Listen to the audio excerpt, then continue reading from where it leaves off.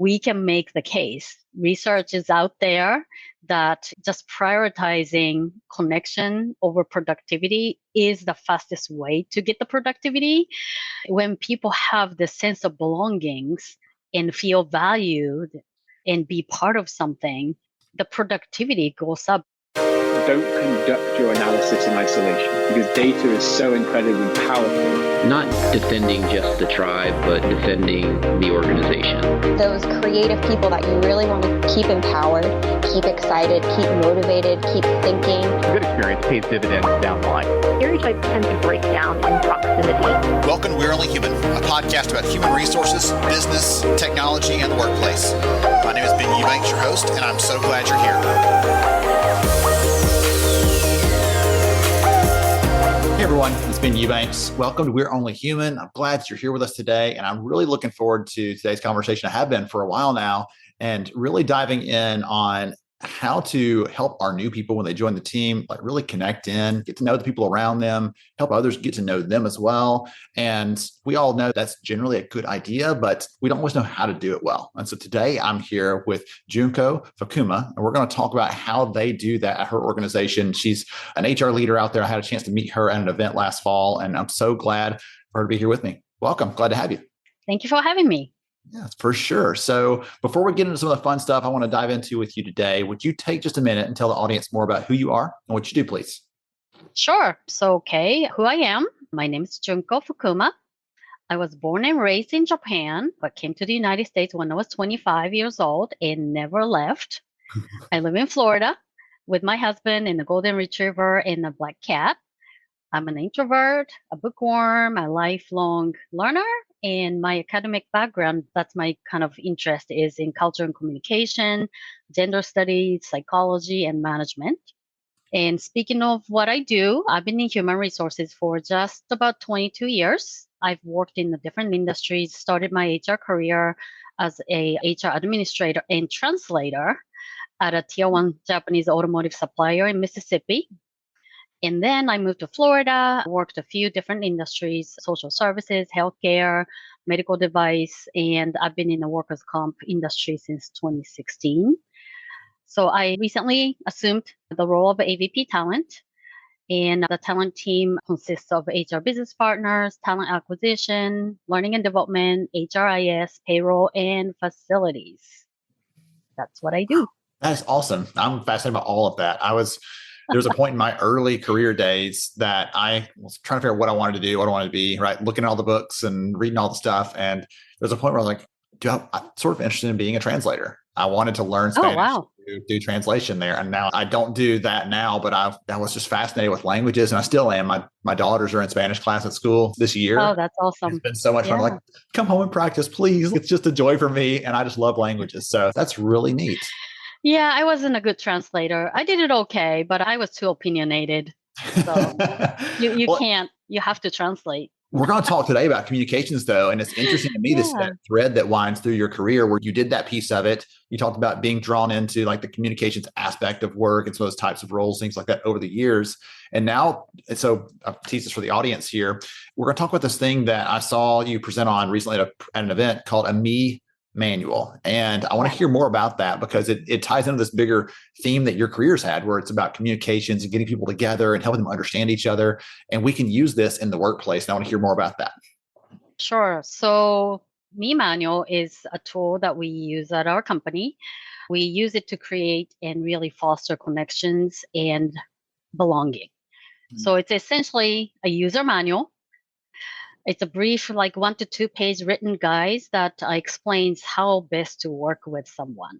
So it has questions like which activities gives you energy, which depletes you, or what qualities do you particularly value in people who you work with, or what are some things that people might misunderstand about you, and can you clarify? These are the kind of things that takes long time, sometimes maybe 6 months or years to learn about someone. But the idea is, wouldn't that be nice? Everybody comes with a user manual. Yeah, goodness. I know my kids didn't, and that would have been super, super handy for them. In the workplace, though, we take that for granted sometimes. We think, okay, we've got the right skills. We've already vetted them through the interviews. We hire them. and they show up and they're more than what the resume and the interviews actually depicted. And we're always surprised. I don't know why.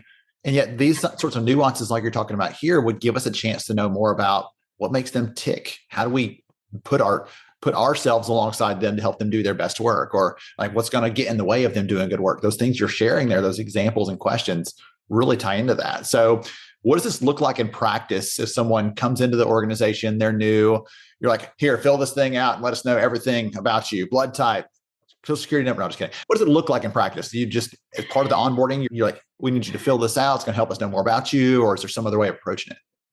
Yeah, so you could use it in different ways. Of course, you can mainly that we started using that as more of the onboarding and then also team building type of situations, because like you said, knowing how to work with somebody, really creating that belonging is actually a good predictor of your productivity and retention. Research shows that. So when you have a new person coming on board, you have your team's me manual already created. So it's just a really one-page question and answers of how to work, who you are and how to best work with you. So when new person comes in during the first week, we give them a little nice package of, hey, here's the me manual of your team members. And hey, take your time, and here's a template, and we would like you to fill out your own. So once you have yours, we're going to incorporate that into our me manual for our entire team. Mm-hmm. So once that's done, we share it with each other, maybe have fun and maybe ask questions and just really have a good laugh about it. It's a good team building exercise. And then we keep it in a shared place so we can always refer back if you wonder about somebody. Something just happened. I don't quite understand. Let me go back to me manual and see if that gives me a little clue. So we can always use it as a kind of conversation starter, even conflict management tool. So just step back and see who you're working with. So it's just a really casual way of doing that. And we found it helpful to do the form, storm, norm part of building the effective team. That really speeds it up and then creates that belonging really quickly. I've got all these different ideas floating around my head. Like one of the first ones, you'll appreciate this, someone who taught the team building piece. I have seen over the years so many hiring managers that like, the team is so great the way it is. I like the dynamics. The people are wonderful. They're performing. I just want to add one more person in, but nothing else changed. And we know that's not possible. As soon as you add something else to the mixture, all the group dynamics can change. Right? Some things will stay the same, or some things mostly the same. But things often will change to some degree when you add someone else into the mix. And so I'm thinking about this not just from the perspective of, I need to know about Marie, who's joining our team. I need to know all about her to help her plug in. But hey, Marie, here's the Cliff's notes for the other three people you'll be working with, like what they're like, what they're about, when they do their best work. Guess what? Tiffany's a night owl, but Ben is up at 5:30 in the morning every day. Like just knowing some of those things about them would help them to get really connected in, because you keep using the word belonging here.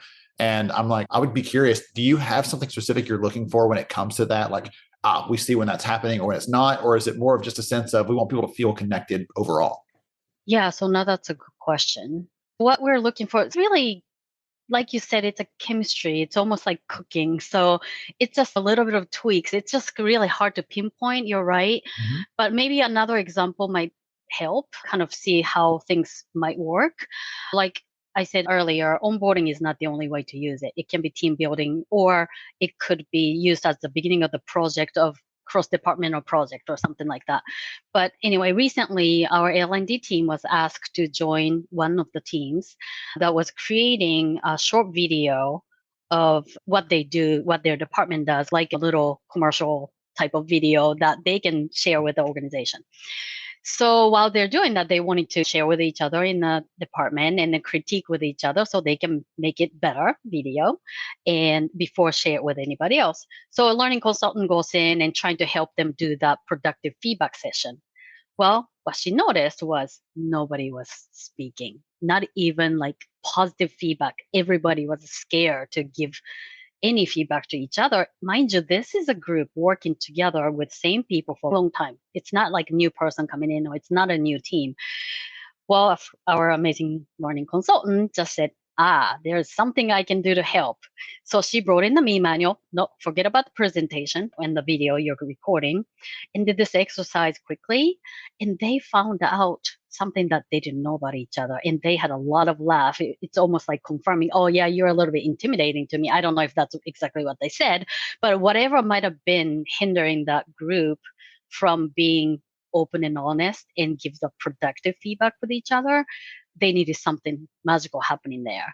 So after that conversation, just magic happened. They were able to have that really constructive feedback, lean into each other's strengths, and be able to make their presentation better. So I don't know if that's helpful. That's a great example, because any one of us can point to an example, a meeting, a situation where there's a logjam there where, like, I don't know how to overcome this because it's already awkward and it's going to get more awkward if we try to go right at it. And that's a great example of saying, forget about that. We'll come back to that in a minute. Right now, let's do this other thing. And when you get back around, like, you know what? It's not nearly as awkward as pointing out something about you that you thought was strange or funny or interesting. It reminds me, there was an organization I spoke with last year based up in Philadelphia. And one of the things they do when new people come on the team is they do this thing called like Ways We're Weird. Everybody has some unique things about them. And so you have to come up with 3 things that are unique and interesting about you. And it becomes conversation starters. So one of the leaders shared theirs with me. And one of his 3 was he didn't like coffee. I'm like, hey, I don't like coffee either. And usually I feel like the person who's outside the loop when everybody else is in line at the Starbucks.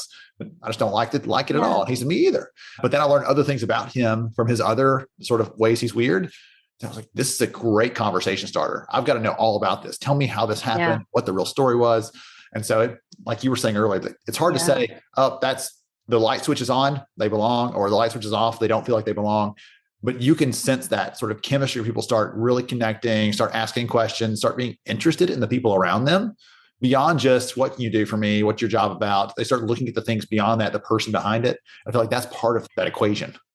Yeah, exactly. So that creating the connection at the human level is so hard. And especially nowadays in this distributed workforce, the remote work.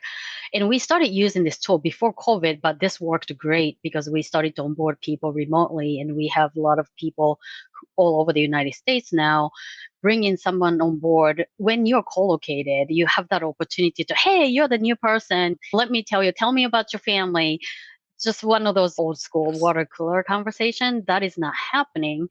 And it's just that type of connection when things are hard becomes really important to solve problems. And I've been saying repeatedly, and people are probably tired of me saying that, when you have difficult interaction in the same room, you go back out and then say, maybe grab them on the hallway and say, hey, whatever I said earlier didn't come out right. Can we talk about that? Or, hey, I'm sorry about that. Or, you look like you're offended. Can we talk about it? We can't do that anymore. You just turn off the camera and move on and leave that nagging feeling just festering. So once you have these personal connections, it'll be easier to really reach out and say, hey, I was on camera in a meeting with you. I just saw your face kind of like little twitched. And you feel more comfortable reaching out and solve those little nagging feelings as you go. So we have to be a little bit more intentional in our everyday lives to be able to live in this world now. I like that example so much better because I've talked about this when I used to have someone new come into the office, joining the team. We've got 25 people in here. If I walk around and just point out every single name, you're going to forget all of them. So I'm like, who are the 2 or 3 they'll probably most likely work with, or 2 or 3 people that they would feel connected to because there's something shared in common. So I'm going around, hey, this is Clara. Listen, she's the biggest dog person you ever met. And I'm not even kidding.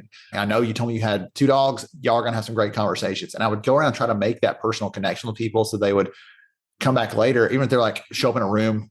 I don't know any of these people. Oh, there's my fellow dog lover. I'll go sit by her just to have a comfortable person for the initial whatever. But I love those. Like I used to do that, but this is even better because this is getting us to a level of how do we work together? How do we do our best work as a team? How do we accomplish the things that we're all trying to accomplish without accidentally stepping on each other? Because inevitably it's going to happen, but we're going to forgive each other. We're going to be able to, there's kind of, I'm trying to think of the term I'm thinking of, like kind of the grease between the gears when something does become challenging. Right. We've got something in there to help with that instead of it just being just grinding on each other's nerves endlessly. So I think that's a tremendous, tremendous insight there. So we talked about this from our perspective as the HR nerds in the room.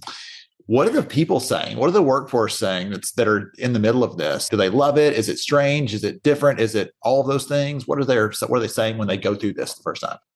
Yeah, I think it's a little bit of everything, but luckily my company, our people really are open to new things and have fun. So we already have that culture that we're trying to foster. So it was really well received. And maybe people feel a little bit weird. Why do you want to know about what my quirks are? Are you making me write it down? Or what ticks me? My favorite question is like, what annoys you the most? Not everybody uses it, but that's my favorite question.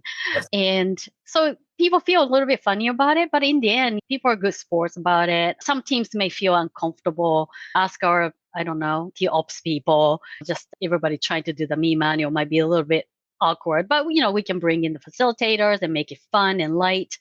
And it's just really easy to do. It doesn't take much time. It's free. You just have to have a form and yeah, just to take it and have fun with it. And then even when you have maybe doubt or resistance, this is not really important. Mhm. HR people, we can make the case. Research is out there that just prioritizing connection over productivity is the fastest way to get the productivity. When people have the sense of belongings and feel valued and be part of something, the productivity goes up by 20 some percent. I was looking at some research and also performance boost 22%. When you have successful onboarding and you invest in that, creating that belonging, people's retention go up, productivity, and then they get up to speed quicker than you would just leave them on their own device. So they are real business ROI to be thinking of. So when you get resistance from people, say, hey, actually, this is the fastest way to get to productivity. So maybe that's how you speak to the business Ooh, folks. I like that. I'm always a fan Yeah. of building a business case in here. So that's always a good answer. That was actually one of the questions I was going to ask. If someone starts, I think that's a great way to point this out because anytime you're asking someone to do something outside the norm, outside what they're used to, something that may be a little bit uncomfortable the first time, that's the thing you got to do is listen, it may feel weird, but here's the benefit. Here's the reason for it. It's going to be worthwhile in the long run. When you started doing this, was there anything that happened afterwards? You had a vision of what this was going to look like in practice. Anything that happened that surprised you or any instance where people use the me manual in a way that you're like, I didn't even think about that, but that's a great use case or example. The example I shared earlier about established team have struggling to give each other feedback. That was one of the situations that surprised me. I always thought bringing in somebody new or putting a new team together to do some project, those are the really easy to think of application. But I found that established team can also benefit from doing that. So that is one of the things. When we first started, we did it with our talent team as a pilot or second pilot program. We were well established, cohesive, high performing team at that point. But when we created this me manual and shared with each other, even with that, we found something new about the person that you've been working side by side for this long and didn't know about. And that really helped us become even stronger team. So maybe that was the most surprising thing. Hey, even when you feel like you know somebody, there's always something new you can learn about. So the effect is so huge. I like that. Even for teams that know each other. See, in my head, I'm thinking onboarding is the best example, but if we get stuck, like the example you gave, or other types of situations where, you know what, we need to take everybody's attention off of the thing that it's on and let's put it on something else for a moment. Here's a question that wasn't in the me manual before, but it is in our new iteration of it. I'd love to hear you all answer that before we get started here. What's your thing? And use that as a way to start a conversation with them. It's like any icebreaker for any L&D activity, any training activity, but it gets someone thinking and everybody's got an opinion on it or a quick answer for it. So I think that's a really cool approach to that. Yeah, and exactly. So you can be creative. There's no set questions that you have to use, customize to make it work for your organization or your team. Have fun with it. And the next iteration might be, and we haven't done it yet, but it probably requires higher level of psychological safety in the workplace to do the next level. But it might be also good to ask others on the team to add to the list. So if you're a manager, bring in somebody new, your team creates the manual for how to work with you, the boss. Ooh. Yes. So maybe that's another twist that you can make there. And of course, I didn't come up with all those things. Somebody wiser mention something like that, but that would be a probably good next step if you feel like that it's going to be helpful. I feel like I had a conversation like this recently on the podcast. I was talking with the head of HR for Baylor University, and we're talking about some of the things they do, how to enable managers is a big focus of that conversation.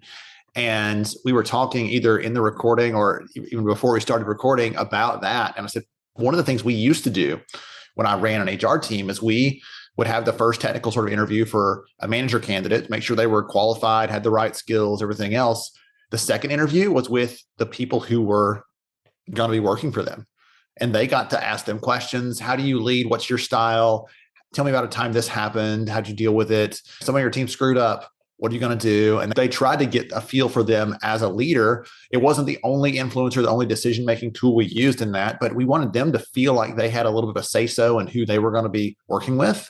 And if the person comes in and is, you're going to do what I say, well, then we know they're probably not going to be the right attitude, the right culture fit for our organization. And so that was just a kind of a fun thing there. But that's what that reminded me of a little bit, where we're saying, yeah, this is going to be a little bit different because you're going to be talking to people who you're not reporting up to. You're not selling yourself here so much as in the same way you're selling yourself to people who are going to be reporting up to you, people who are going to be dependent on you for leadership and guidance. And right, you're almost marketing yourself a little bit in that conversation. And so it was a different connotation than many of them. That was kind of different and strange and fun. Yeah.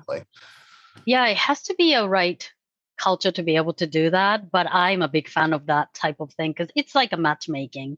It works both ways. And if your organization is that way, then it makes sense to bring that into the interview process. It's a realistic job preview. Is that what it's called? To have that experience so that team can also be sure that this person is going to be the great leader. Okay. Yeah. So I like that. Well, I'm going to tell you that you were wrong earlier. You said you were not a good translator. And I think you really are. You've translated this big idea into something very practical and tangible for everybody listening in here. And so you have done a really good job of that. Oh, thank you. If people have appreciated and liked this and like, oh, I want to know more about that or hear more about the approach, or I've got a question about using this, would you be okay if they reached out to you on LinkedIn to connect? Of course.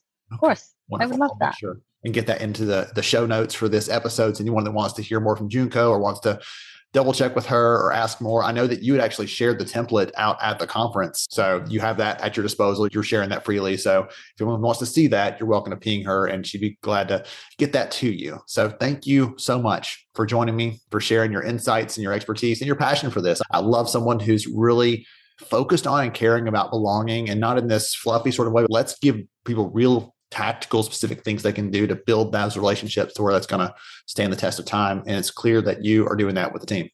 Well, thanks for having me, Ben. I had fun. Absolutely. I told you that you would. All right.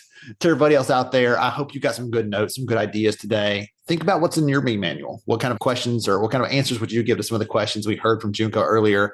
And go back and replay this, listen to a couple of those, ask them of your team, and think about if this is going to be the right fit for your organization to create some of those better connections, belonging, and better value for the business, productivity, all that good stuff down the line. Thank you, and we'll catch you again next time on We're Only Human. Thank you so much for joining me on the show today. I'm honored to have you as a listener. If you enjoyed this episode, please take 10 seconds to rate it at iTunes, Stitcher, or wherever you listen to your podcast. Also, if you know a friend that could benefit from today's conversation, please pass it their way. After all, a rising tide lifts all ships. To see show notes, sponsor information, and our full show archives, visit onlyhumanshow.com.